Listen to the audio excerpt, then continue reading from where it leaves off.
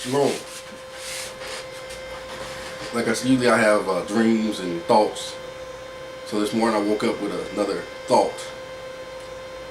I guess I was dreaming, but but I just said it's a thought. Tell you a little story. Some people say a parable, but I'll tell you a story. At one time, when I was living in an apartment,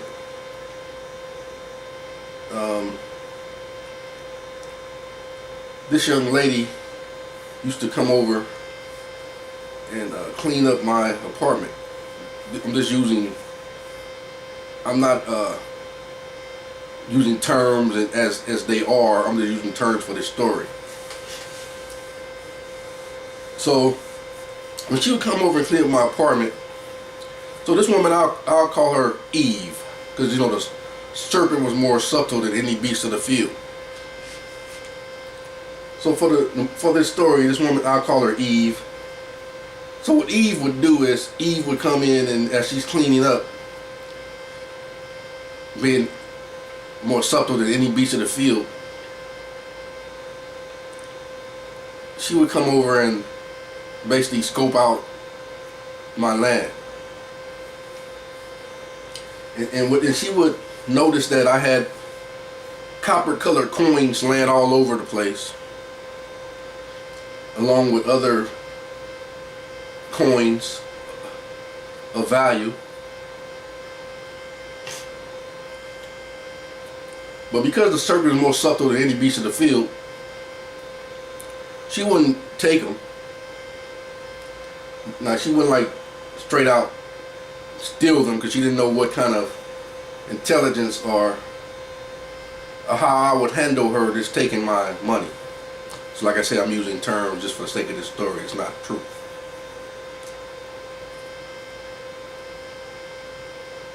So what Eve did, Eve devised a plan in her mind.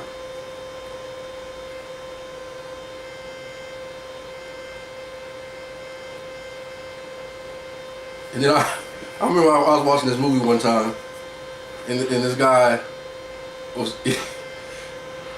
he was devising a plan to take some money, and then finally he just came out and said it. He said, "Well, I want it, but I didn't know how else to get it." So what Eve did, she wanted it, but she didn't know how else to get it. So what she did was she used her two daughters and brought them in on the plan. They were innocent, but she corrupted them and made them part of her scheme. You know, and they just want to do what mama say, so you know you can't blame the babies.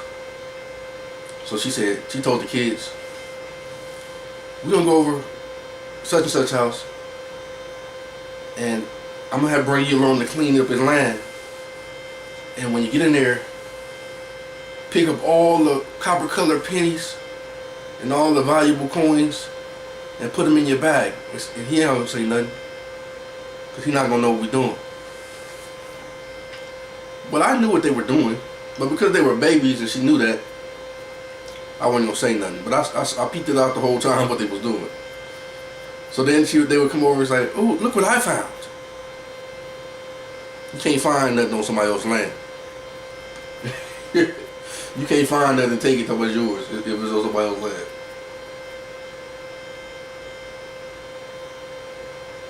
So no, I said all that to say this. Just a thought. 1828 Webster Dictionary says, American. The copper colored people found here basically on the land. First of all, how you gonna find some people on the land? They already on the land.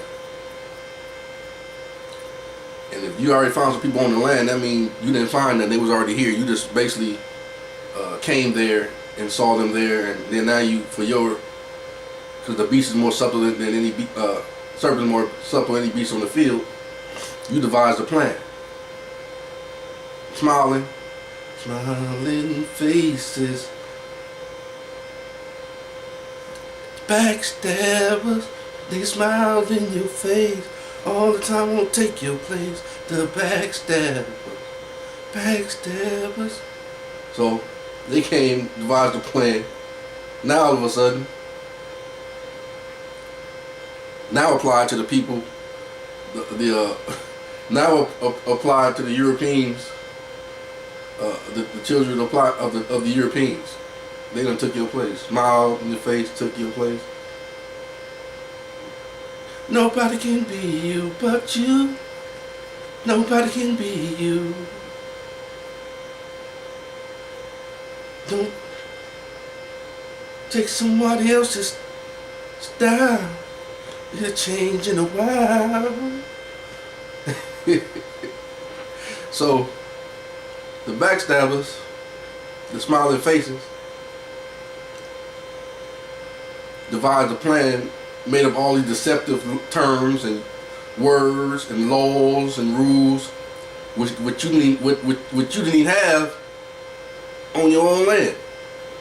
It's like somebody coming in your house and you didn't live like that, but also they done made some rules. They came as guests.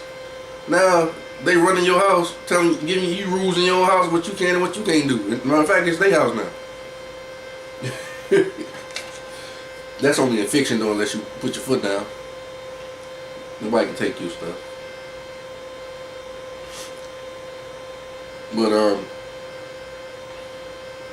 so the backstabbers, the smiling faces, they came along and made all these false rules and things and words of deceptions, and made the word mean 5 or 6 different things.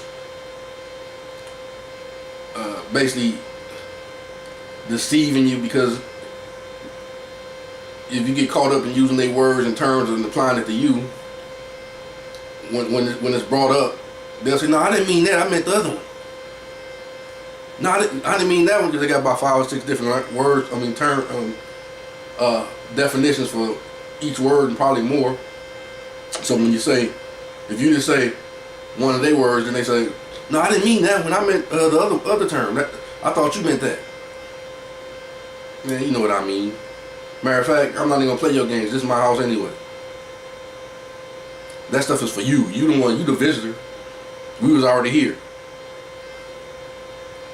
So, to make it plain, make it simple, American applied to the copper-colored people found here by the Europeans. Point blank. We are the nationals of the land. This is our land.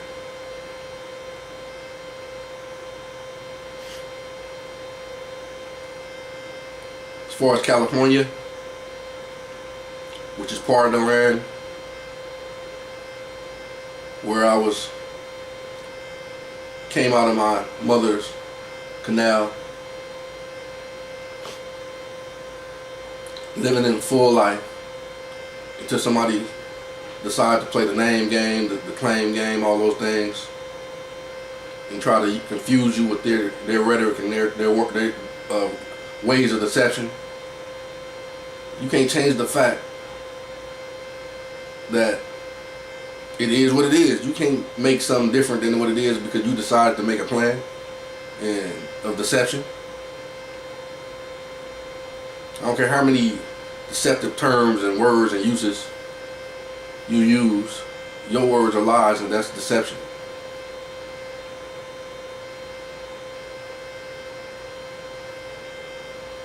You can't change a man into a piece of paper just because you make some rules. That's not gonna fly.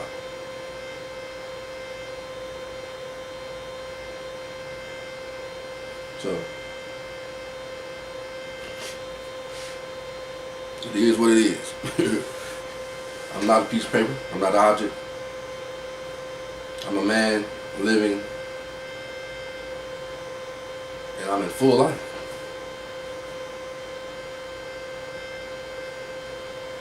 No matter witchcraft, sorcery, deception, whatever you do, you cannot change it.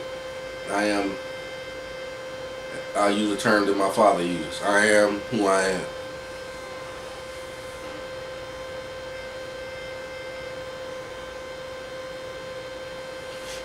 You cannot change that.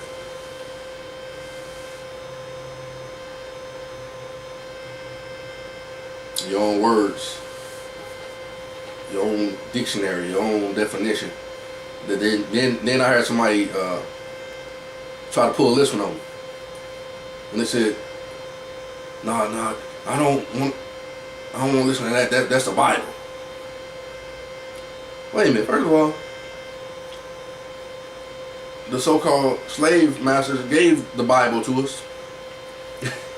It was good enough then. Why ain't good enough now if I want to tell the truth about it? Although, you know, the word of Yah actually was given to us, the true Hebrew Israelite nation. But what I'm saying is they try to use things when it's good for them, but when you correctly use it, nah, we don't need to play by that. I want to hear some kind of law. I'm giving you the law of truth. They said the 1828 dictionary is a Bible, so they don't have to go by that. Because it tells of a Caucasian, European, Anglo-Saxon man, whatever his classification is, who wrote the 1828 dictionary describing what he saw and knew at that time. He said, American, originally applied to the copper-colored people found here by the Europeans, but now applied to the descendants of the Europeans. Point blank, you can't go around that. That's what he wrote. But now you can't use it to fit your program or your agenda. Now it don't make sense. Nah, that ain't what it is. Alright, so like I said, I don't have to play those games. We don't have to play those games. It is what it is. They tell us all the time. It's in plain sight, it's written, documented. And then they try to get you caught up in the land game, jurisdiction game. There is no jurisdiction other than the land. That's reality. You can't make up something and say, okay, now you part of that jurisdiction who only exists on paper. Man, these people something else, boy. Alright, chill on.